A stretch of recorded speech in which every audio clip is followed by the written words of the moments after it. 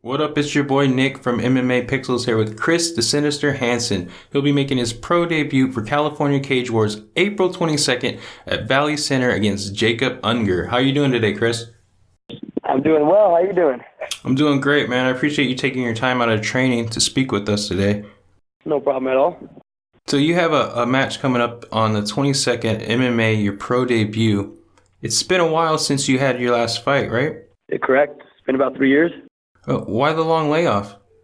Last fight I fought for didn't go too well. I got a TKO loss, and I felt like it was an early stoppage, and I didn't go about it very well, and so I kind of just wanted to take some time off to prove to everyone that I wasn't, the kind of fighter that everybody thought I was ending up to be.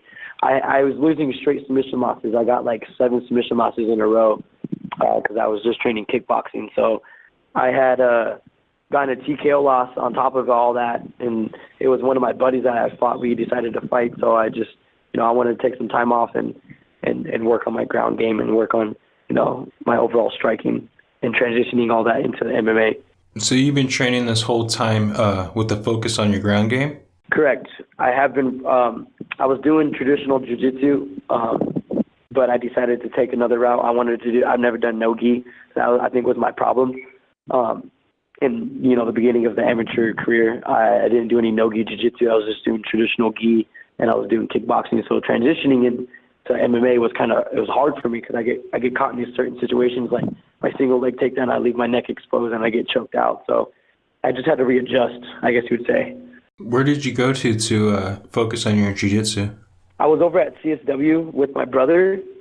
That was in Fullerton for a little bit, and then I was training over at the House of Gyms with my buddies, the instructor over there from high school, Abner. He's really good jiu-jitsu. He has really good jiu-jitsu, and he was also doing no-gi. And then I would stop in every once in a while over at 10th Planet and pop my head over there over in Buena Park. 10th Planet seems to have a great no-gi system. Yeah. There's the sweat box over there, man. It was crazy. I like 10th Planet. I didn't really it wasn't my solid gym, but I'd pop in there every once in a while.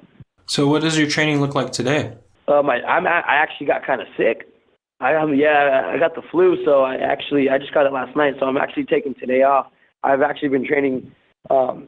He used to be a fighter as well. His name is Joe Kimbrough. He's actually my personal coach.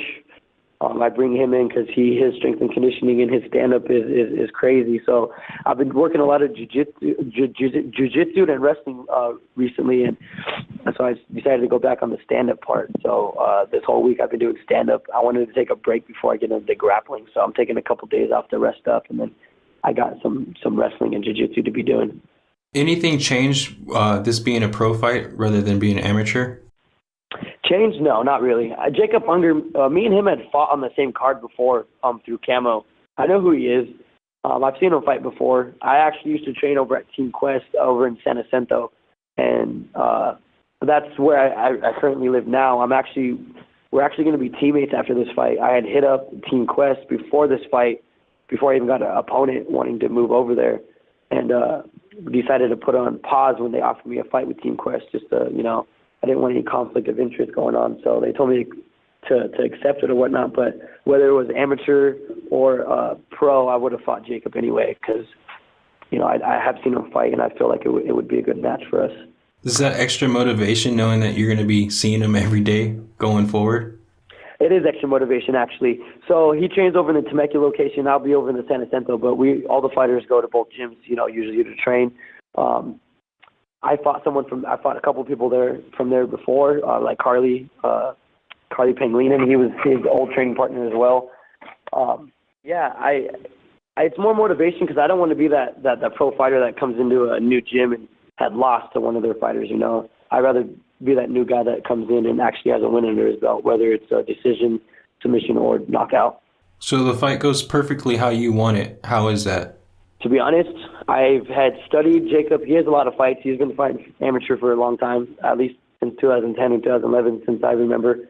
My plan is to keep it standing. I know he's walking out like 6 foot, and I'm only like 5'6", But I do have a pretty solid stand-up game, and my takedown defense right now is pretty good. So I plan on just standing it up with him. Sounds like it's going to be a show. It might be a fireworks show, bro. It's my pro debut. I haven't fought in 3 years, so I'm really hungry.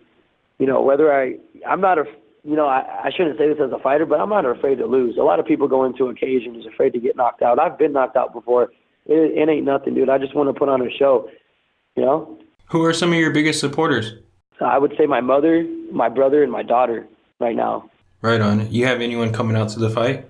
Yeah, I got a bunch of my clients. I teach kickboxing over at a boot camp gym, and I got a bunch of clients and family members. I don't have much friends, but the people I do, hang around with are pretty close to me. So I probably just a bunch of my clients and my family. Where can people train with the Sinister at?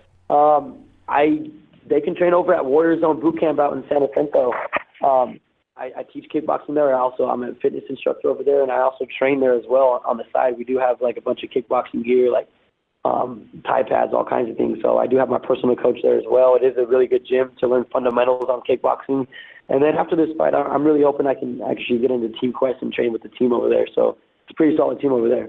Do you still have tickets available for this fight? I do. I'm actually almost out of my VIP and my $50 tickets. I think it's seating, but I do have some $35 tickets left. Where can the fans connect with you on social media to hit you up for those tickets?